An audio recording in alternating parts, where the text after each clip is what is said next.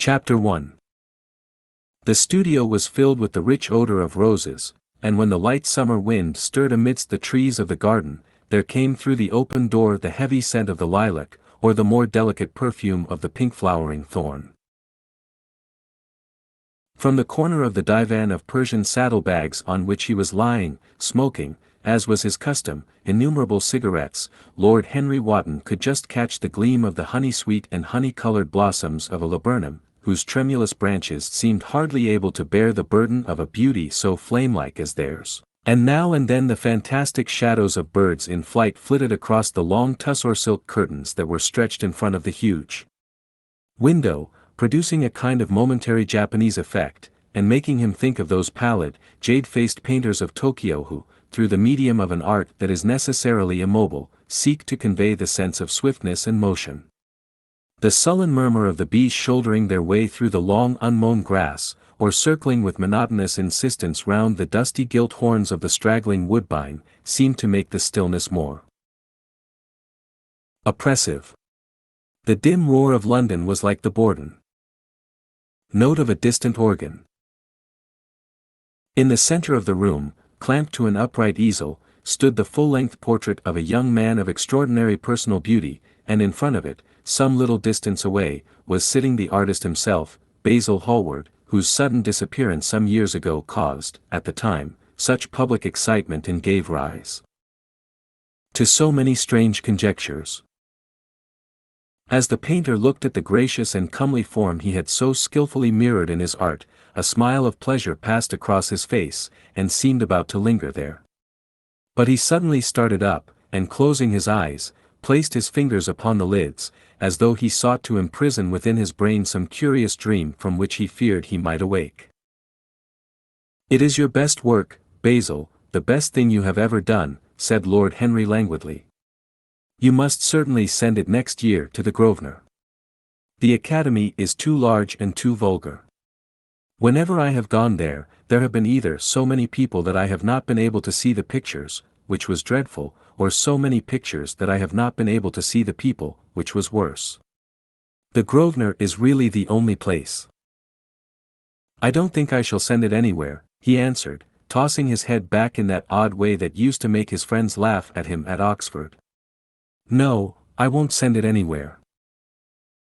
Lord Henry elevated his eyebrows and looked at him in amazement through the thin blue wreaths of smoke that curled up in such fanciful whirls from his heavy, opium-tainted cigarette. "Not send it anywhere? My dear fellow, why? Have you any reason? What odd chaps you painters are. You do anything in the world to gain a reputation. As soon as you have one, you seem to want to throw it away. It is silly of you, for there is only one thing in the world worse than being talked about, and that is not being talked about.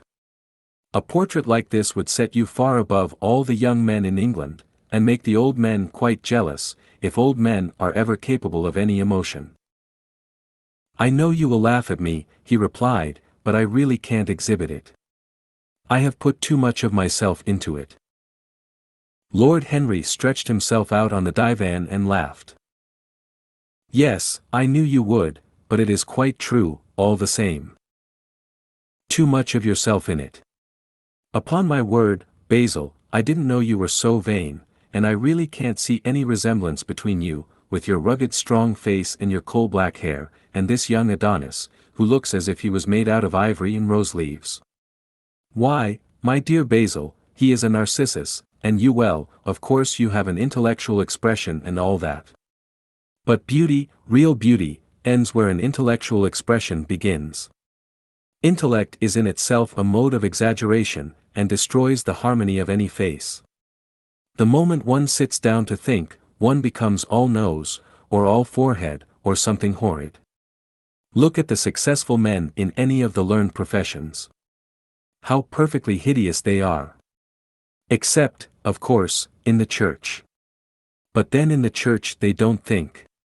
A bishop keeps on saying at the age of 80 what he was told to say when he was a boy of 18, and as a natural consequence he always looks absolutely delightful. Your mysterious young friend, whose name you have never told me, but whose picture really fascinates me, never thinks. I feel quite sure of that. He is some brainless beautiful creature who should be always here in winter when we have no flowers to look at, and always here in summer when we want something to chill our intelligence.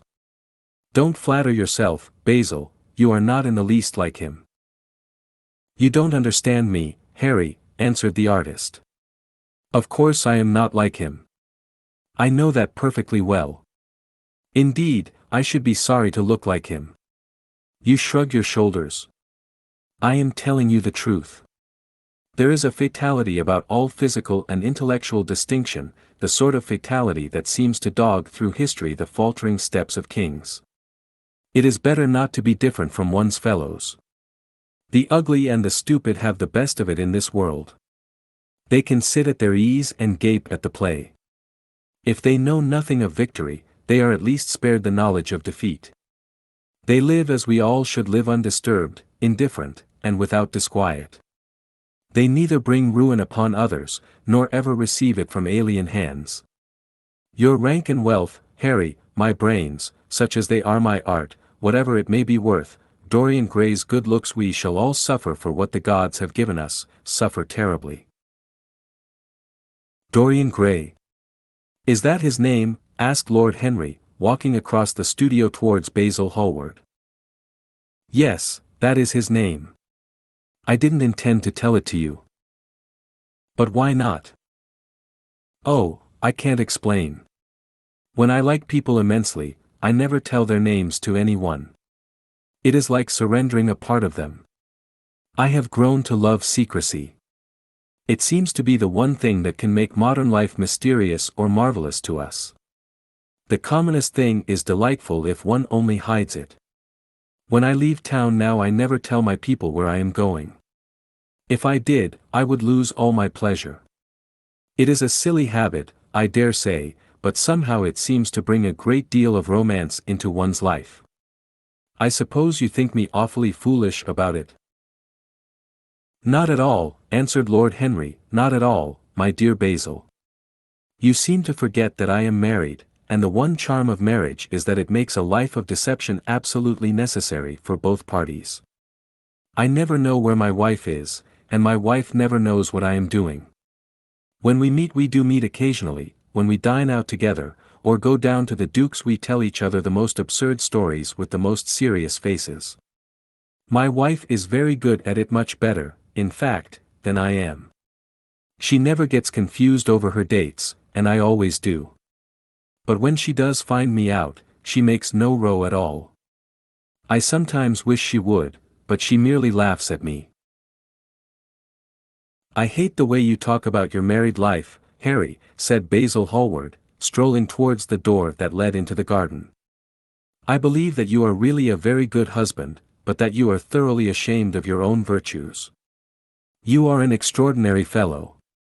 You never say a moral thing, and you never do a wrong thing. Your cynicism is simply a pose. Being natural is simply a pose, and the most irritating pose I know, cried Lord Henry, laughing, and the two young men went out into the garden together and ensconced themselves on a long bamboo seat that stood in the shade of a tall laurel bush. The sunlight slipped over the polished leaves. In the grass, white daisies were tremulous. After a pause, Lord Henry pulled out his watch. I am afraid I must be going, Basil, he murmured, and before I go, I insist on your answering a question I put to you some time ago. What is that? Said the painter, keeping his eyes fixed on the ground. You know quite well. I do not, Harry. Well, I will tell you what it is. I want you to explain to me why you won't exhibit Dorian Gray's picture. I want the real reason. I told you the real reason. No, you did not. You said it was because there was too much of yourself in it. Now, that is childish. Harry, said Basil Hallward, looking him straight in the face, every portrait that is painted with feeling is a portrait of the artist, not of the sitter. The sitter is merely the accident, the occasion. It is not he who is. Revealed by the painter, it is rather the painter who, on the colored canvas, reveals himself. The reason I will not exhibit this picture is that I am afraid that I have shown in it the secret of my own soul." Lord Henry laughed. "And what is that?" he asked. "I will tell you," said Hallward, but an expression of perplexity came over his face. "I am all expectation, Basil," continued his companion, glancing at him. "Oh, there is really very little to tell, Harry," answered the painter, "and I am afraid you will hardly understand it. Perhaps you will hardly believe it." Lord Henry smiled, and leaning down, plucked a pink-petaled daisy from the grass and examined it. "I am quite sure I shall understand it," he replied, gazing intently at the little golden, white-feathered disc, "and as for believing things, I can believe anything, provided that it is quite incredible." The wind shook some blossoms from the trees, and the heavy lilac blooms, with their clustering stars, moved to and fro in the languid air. A grasshopper began to chirrup by the wall, and like a blue thread a long thin dragonfly floated past on its brown gauze wings. Lord Henry felt as if he could hear Basil Hallward's heart beating, and wondered what was coming. "The story is simply this," said the painter after some time. "2 months ago I went to a crush at Lady Brandon's. You know we poor artists have to show ourselves in society from time to time, just to remind the public that we are not savages. With an evening coat and a white tie, as you told me once, anybody, even a stockbroker, can gain a reputation for being civilized. Well, after I had been in the room about 10 minutes, talking to huge overdressed dowagers and tedious academicians, I suddenly became conscious that someone was looking at me. I turned halfway round and saw Dorian Gray for the first time. When our eyes met, I felt that I was growing pale. A curious sensation of terror came over me. I knew that I had come face to face with someone whose mere personality was so fascinating that, if I allowed it to do so, it would absorb my whole nature, my whole soul, my very art itself. I did not want any external influence in my life. You know yourself, Harry, how independent I am by nature. I have always been my own master, had at least always been so. Till I met Dorian Gray. Then but I don't know how to explain it to you. Something seemed to tell me that I was on the verge of a terrible crisis in my life.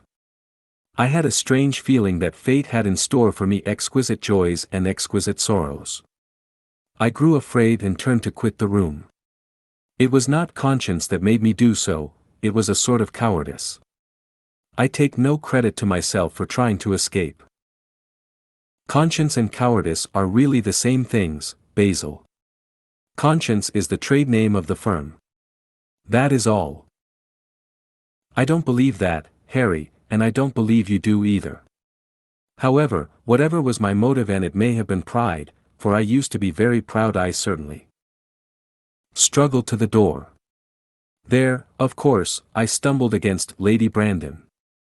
"You are not going to run away so soon, Mr. Hallward," she screamed out. You know her curiously shrill voice. "Yes, she is a peacock in everything but beauty," said Lord Henry, pulling the daisy to bits with his long nervous fingers. "I could not get rid of her. She brought me up to royalties, and people with stars and garters, and elderly ladies with gigantic tiaras and parrot noses. She spoke of me as her dearest friend. I had only met her once before, but she took it into her head to Leonize me. I believe some picture of mine had made a great success at the time, at least had been chattered about in the penny newspapers, which is the 19th century standard of immortality. Suddenly I found myself face to face with the young man whose personality had so strangely stirred me. We were quite close, almost touching. Our eyes met again. It was reckless of me, but I asked Lady Brandon to introduce me to him. Perhaps it was not so reckless, after all. It was simply inevitable. We would have spoken to each other without any introduction. I am sure of that. Dorian told me so afterwards. He, too, felt that we were destined to know each other. And how did Lady Brandon describe this wonderful young man?" asked his companion. I know she goes in for giving a rapid précis of all her guests. I remember her bringing me up to a truculent and red-faced old gentleman covered all over with orders and ribbons, and hissing into my ear, in a tragic whisper which must have been perfectly audible to everybody in the room, the most astounding details. I simply fled. I like to find out people for myself. But Lady Brandon treats her guests exactly as an auctioneer treats his goods. She either explains them entirely away, or tells one everything about them except what one wants to know. Poor Lady Brandon. You are hard on her, Harry, said Hallward listlessly. My dear fellow, she tried to found a_salon_, and only succeeded in opening a restaurant. How could I admire her? But tell me, what did she say about Mr. Dorian Gray?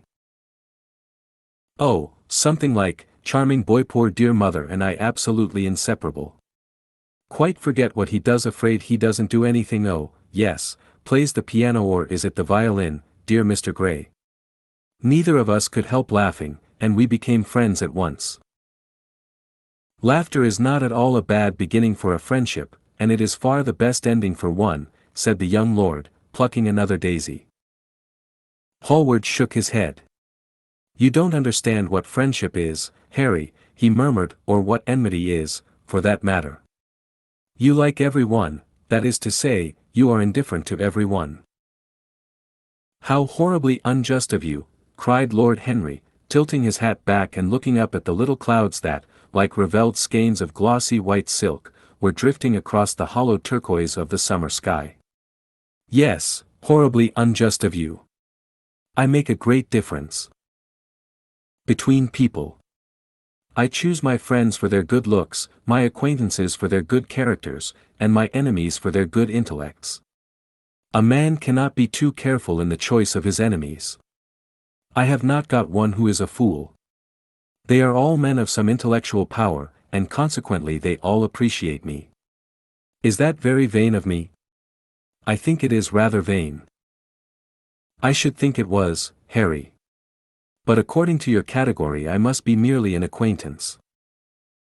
My dear old Basil, you are much more than an acquaintance.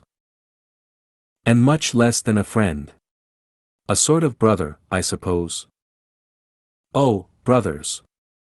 I don't care for brothers. My elder brother won't die, and my younger brothers seem never to do anything else. Harry, exclaimed Hallward, frowning. My dear fellow, I am not quite serious. But I can't help detesting my relations.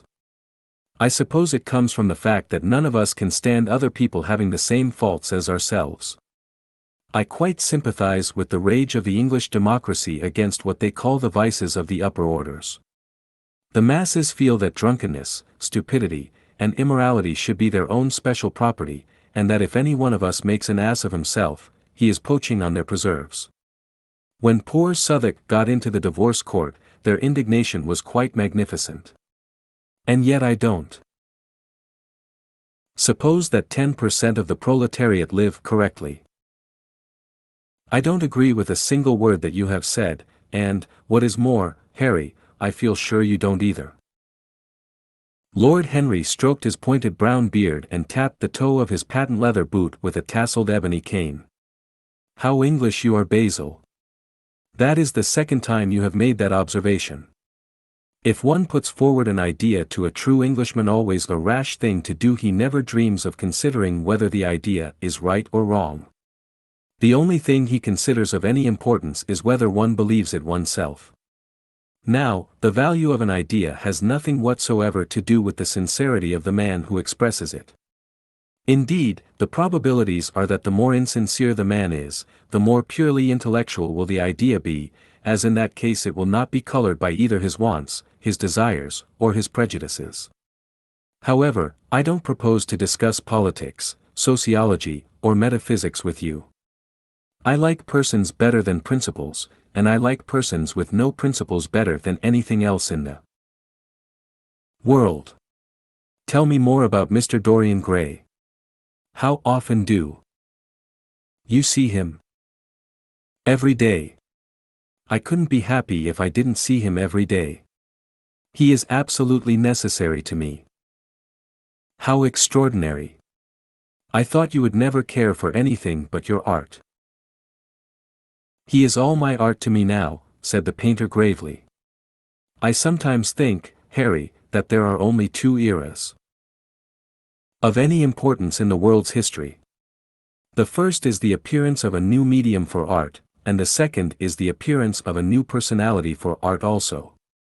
What the invention of oil painting was to the Venetians, the face of Antinous was to late Greek sculpture, and the face of Dorian Gray will some day be to me.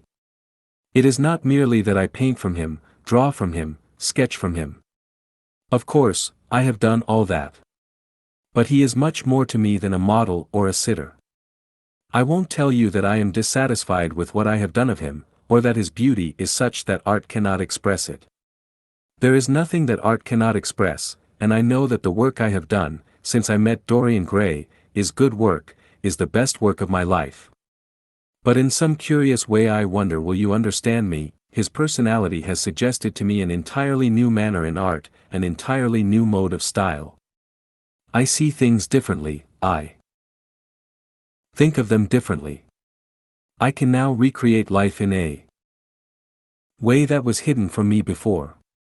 A dream of form in days of thought. Who is it who says that? I forget, but it is what Dorian Gray has been to me. The merely visible presence of this lad, for he seems to me little more than a lad, though he is really over 20, his merely visible presence. I wonder, can you realize all that that means? Unconsciously he defines for me the lines of a fresh school, a school that is to have in it all the passion of the romantic spirit, all the perfection of the spirit that is Greek. The harmony of soul and body, how much that is. We in our madness have separated the two, and have invented a realism that is vulgar, an ideality that is void. Harry! If you only knew what Dorian Gray is to me. You remember that landscape of mine, for which Agnew offered me such a huge price but which I would not part with. It is one of the best things I have ever done. And why is it so? Because, while I was painting it, Dorian Gray sat beside me. Some subtle influence passed from him to me, and for the first time in my life I saw in the plain woodland the wonder I had always looked for and always missed. Basil, this is extraordinary. I must see Dorian Gray. Hallward got up from the seat and walked up and down the garden. After some time he came back. Harry, he said, Dorian Gray is to me simply a motive in art. You might see nothing in him. I see everything in him. He is never more present in my work than when no image of him is there. He is a suggestion, as I have said, of a new manner. I find him in the curves of certain lines, in the loveliness and subtleties of certain colors. That is all. Then why won't you exhibit his portrait? Asked Lord Henry. Because, without intending it, I have put into it some expression of all this curious artistic idolatry, of which, of course, I have never cared to speak to him. He knows nothing about it. He shall never know anything about it. But the world might guess it, and I will not bare my soul to their shallow prying eyes. My heart shall never be put under their microscope. There is too much of myself in the thing, Harry, too much of myself. Poets are not so scrupulous as you are. They know how useful passion is for publication. Nowadays a broken heart will run to many editions. I hate them for it, cried Hallward. An artist should create beautiful things, but should put nothing of his own life into them. We live in an age when men treat art as if it were meant to be a form of autobiography. We have lost the abstract sense of beauty. Some day I will show the world what it is, and for that reason the world shall never see my portrait of Dorian Gray. I think you are wrong, Basil, but I won't argue with you. It is only the intellectually lost who ever argue. Tell me, is Dorian Gray very fond of you? The painter considered for a few moments. He likes me, he answered after a pause. I know he likes me. Of course I flatter him dreadfully. I find a strange pleasure in saying things to him that I know I shall be sorry for having said. As a rule, he is charming to me, and we sit in the studio and talk of 1,000 things. Now and then, however, he is horribly thoughtless, and seems to take a real delight in giving me pain. Then I feel, Harry, that I have given away my whole soul to someone who treats it as if it were a flower to put in his coat, a bit of decoration to charm his vanity, an ornament for a summer's day. Days in summer, Basil, are apt to linger, murmured Lord Henry. Perhaps you will tire sooner than he will. It is a sad thing to think of, but there is no doubt that genius lasts longer than beauty. That accounts for the fact that we all take such pains to overeducate ourselves. In the wild struggle for existence, we want to have something that endures, and so we fill our minds with rubbish and facts, in the silly hope of keeping our place. The thoroughly well-informed man, that is the modern ideal. And the mind of the thoroughly well-informed man is a dreadful thing. It is like a_bric-a-brac_shop, all monsters and dust, with everything priced above its proper value. I think you will tire first, all the same. Some day you will look at your friend, and he will seem to you to be a little out of drawing, or you won't like his tone of color, or something. You will bitterly reproach him in your own heart, and seriously think that he has behaved very badly to you. The next time he calls, you will be perfectly cold and indifferent. It will be a great pity, for it will alter you. What you have told me is quite a romance of art one might call it, and the worst of having a romance of any kind is that it leaves one so unromantic. Harry, don't talk like that. As long as I live, the personality of Dorian Gray will dominate me. You can't feel what I feel. You change too often. Ah, my dear Basil, that is exactly why I can feel it. Those who are faithful know only the trivial side of love, it is the faithless who know love's tragedies. And Lord Henry struck a light on a dainty silver case and began to smoke a cigarette with a self-conscious and satisfied air, as if he had summed up the world in a phrase. There was a rustle of chirping sparrows in the green lacquer leaves of the ivy, and the blue cloud shadows chased themselves across the grass like swallows. How pleasant it was in the garden! And how delightful other people's emotions were, much more delightful than their ideas, it seemed to him. One's own soul, and the passions of one's friends, those were the fascinating things in life. He pictured to himself with silent amusement the tedious luncheon that he had missed by staying so long with Basil Hallward. Had he gone to his aunt's, he would have been sure to have met Lord Goodbody there, and the whole conversation would have been about the feeding of the poor and the necessity for model lodging houses. Each class would have preached the importance of those virtues, for whose exercise there was no necessity in their own lives. The rich would have spoken on the value of thrift, and the idle grown eloquent over the dignity of labor. It was charming to have escaped all that. As he thought of his aunt, an idea seemed to strike him. He turned to Hallward and said, "My dear fellow, I have just remembered." "Remembered what, Harry?" "Where I heard the name of Dorian Gray." "Where was it?" asked Hallward, with a slight frown. "Don't look so angry, Basil. It was at my aunt, Lady Agatha's. She told me she had discovered a wonderful young man who was going to help her in the East End, and that his name was Dorian Gray. I am bound to state that she never told me he was good-looking. Women have no appreciation of good looks, at least, good women have not. She said that he was very earnest and had a beautiful nature.